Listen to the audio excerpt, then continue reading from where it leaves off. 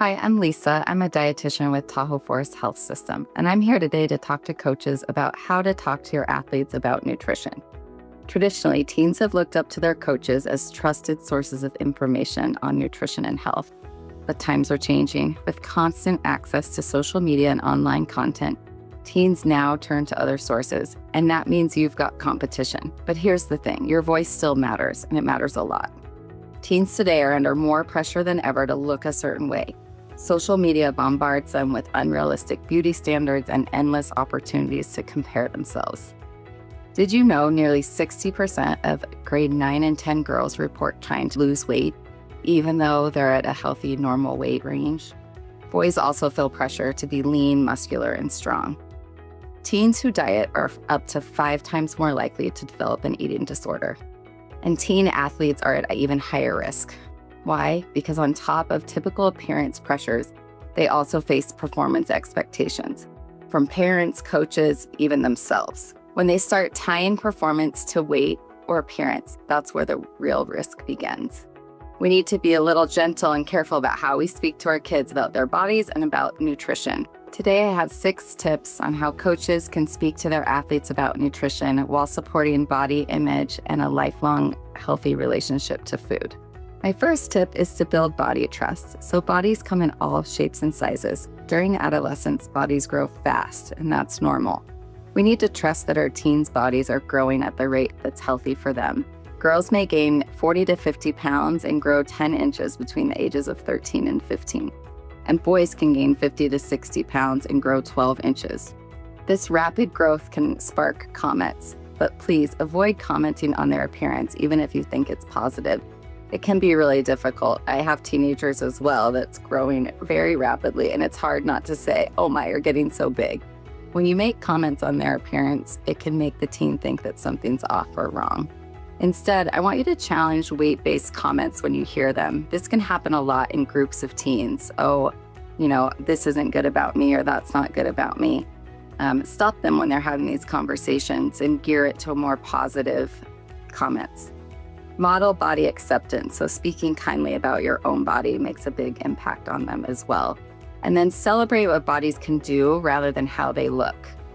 Avoid recommendations for weight loss. This builds resilience and helps protect athletes from harmful effects of weight stigma. My next tip is to encourage intuitive eating. Did you know adolescents need more calories than any other life stage? It's kind of wild. On average, 2,200 calories a day for girls and 2,800 or more calories a day for boys. High-level athletes might need up to 5,000 calories a day. Instead, promote listening to hunger and fullness cues, eating a large variety of foods, and trusting their body's signals, even if that varies from day to day. Food intake can vary drastically from day to day for teen athletes, and letting them trust their bodies on this is really important. Next is to teach food neutrality. And what I mean by food neutrality is that food doesn't have moral value. It's not good or bad, it's just food. So when we say things like broccoli is good and candy is bad, teens may internalize those labels. Kids and teens are more concrete thinkers. Their brains aren't fully developed. So if they like the candy, but candy is bad, it can kind of lead to them thinking that maybe they're bad. These conflicting thoughts around food have been shown to lead to picky eating, hiding or sneaking food, disordered eating, and even eating disorders. Not what we want for our kids. Instead, I want to talk about how food functions in our body. Get really curious and ask questions with the kids. Instead of, you ate badly, so you played badly, say things like, how did that meal make you feel before your run? Or was that a good snack in the start gate? Did that help you feel more strong during your race? I also like to focus on nutrition by addition and aiming for balance. So a lot of times when we start talking about nutrition, there can be a list of foods that we shouldn't eat. Instead, I want to focus on the positive things. What do we want to eat more of? Instead of saying, don't eat the chips, say things like, what could we add to this to be more balanced? Maybe some protein or some produce. And then teaching the concept of balanced meals. There's different nutrients in food that plays a different role in our bodies, and we need all of them. Teach the concept of balance. So you want our meals to have multiple components on them, like protein, fat, carbs, produce, and fiber. We have a handout that has pictures on all these components and what makes up a healthy plate for athletes. All these variety of nutrients is what supports energy, recovery, and ultimately performance for our athletes.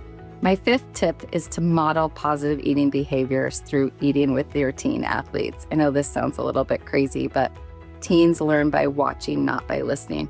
So nutrition lectures won't stick very long, but watching and eating together, seeing what you're eating, seeing what other adults in their life are eating, that will stick. It's kind of a monkey see, monkey do situation.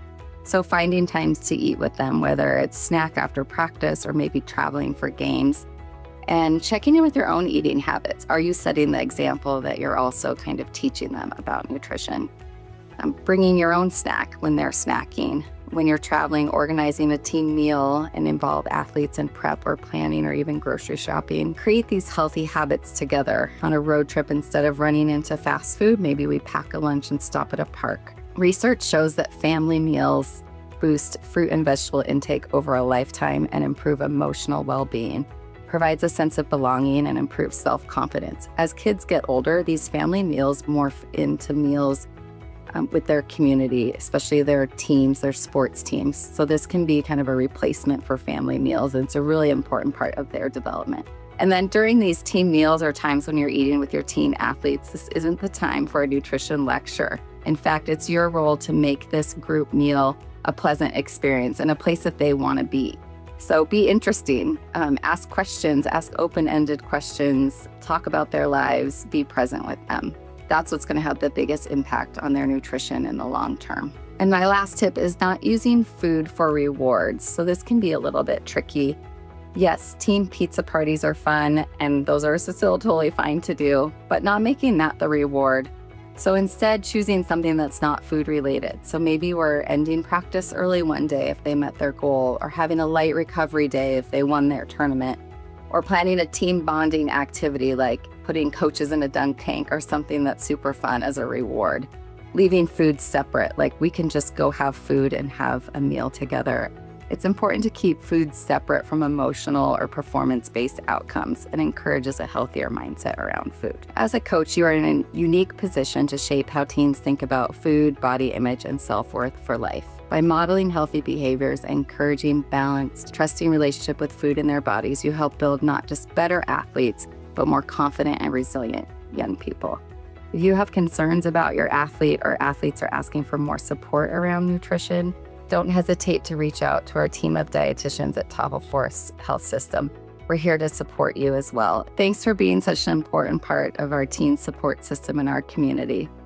I'm Lisa Flygore. I'm a dietitian at Tahoe Forest Health System, and thanks for watching.